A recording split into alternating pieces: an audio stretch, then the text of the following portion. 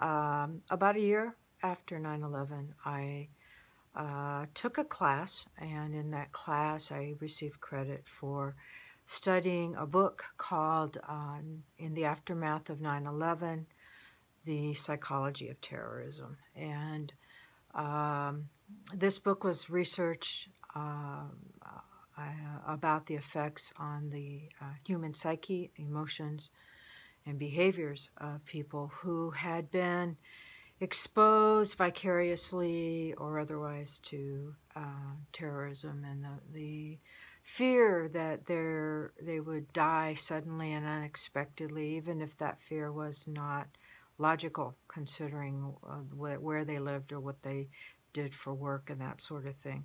One of the things that this research found was that judges and people who worked in positions of authority would have harsher sentences towards people who came to them with various crimes, usually in the area of addictions, that sort of thing, or prostitution. And they found that they would actually do progressively harsher sentences because they had, and it was connected to their exposure to terrorist acts, or, the belief that they could be somehow suddenly die from that. So they were able to document that there was this polarization that occurred for people, whether they were liberal or conservative, and it had to do with holding to their values and beliefs that helped them find some sense of stability in life. And it did not necessarily fit the reality of their particular situation about the risk of actually dying from terrorism. So it's an interesting class.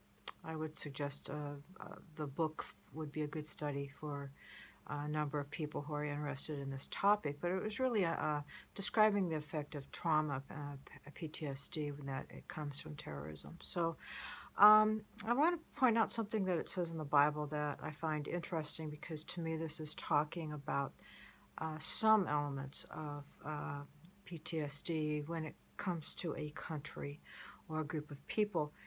In Leviticus 26, verse 8, it says, "And 5 of you shall chase 100, and 100 of you shall put 10,000 to flight, and your enemies shall fall before you by the sword." This was a promise to people who made a covenant with God, to a nation that made a covenant with God. This was the promise to the Israelites. So coming up to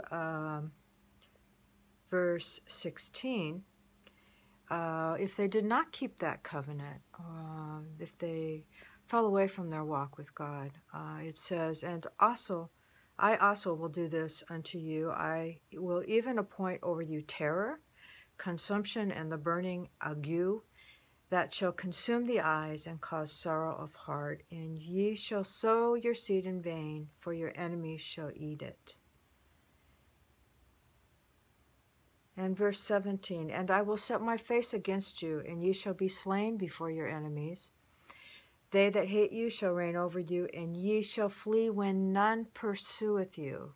That part interests me, because with PTSD, there's a lot of fleeing when no one's pursuing. Then if you go up to verse 36, it says something very similar. These were progressive things that would happen. "And upon them that are left alive of you." So I was reading from Leviticus chapter 26, and I was reading verses that seem to describe some elements of PTSD, post-traumatic stress disorder. So verse 36, "And upon them that are left of you I will send a faintness into their hearts in the lands of their enemies. And the sound of a shaken leaf shall chase them, and they shall flee as fleeing from a sword, and they shall fall when none pursueth." So there's again that part about falling or fleeing when no one's pursuing. And that seems to me to be similar to what we experience with post-traumatic stress disorder. Of course, as many of us know by experience, PTSD is not caused by the elements personally that are in Leviticus 26. But it's interesting that it describes this here. And of course, this was to a country who had accepted the covenant with God and his blessings, and then they violated that covenant and they left God and went to serve other gods. So, and elsewhere in the Bible, it talks about that one person shall, when they're under the covenant, one shall, chase 1,000, and then when they're not following the covenant, when they've rejected God, then the reverse is true. That 1,000 of them will flee from one, and that sort of thing. I think it's interesting also in the Bible that there is a prayer that is quoted twice in the Bible. It's a prayer from Solomon when he dedicated the temple. And it says, "If my people who are called by my name shall humble themselves and pray and seek my face and turn from their wicked ways, then will I hear them and I'll bless them." And I'm just kind of quoting loosely from that. So,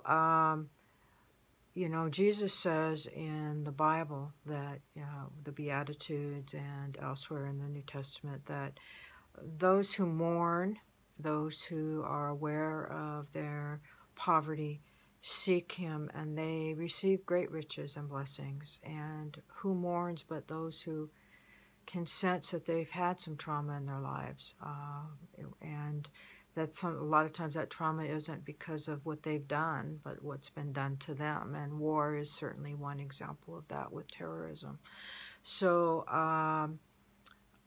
I see here a call that those of us who recognize our own PTSD, our own recovery issues, can seek healing through prayer. There's many promises in the Bible for this.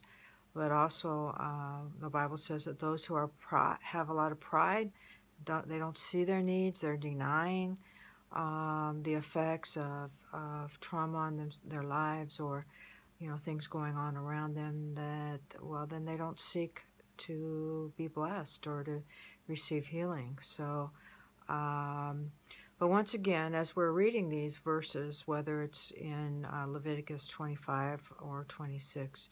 It's talking about a whole nation, and what happened at 9/11 was affected a whole nation, not just a whole nation, but a whole world, and that's significant. So that's what I have to share for now, and let me know how these videos affect you, and whether there's something that you are sensing a benefit from. Thank you.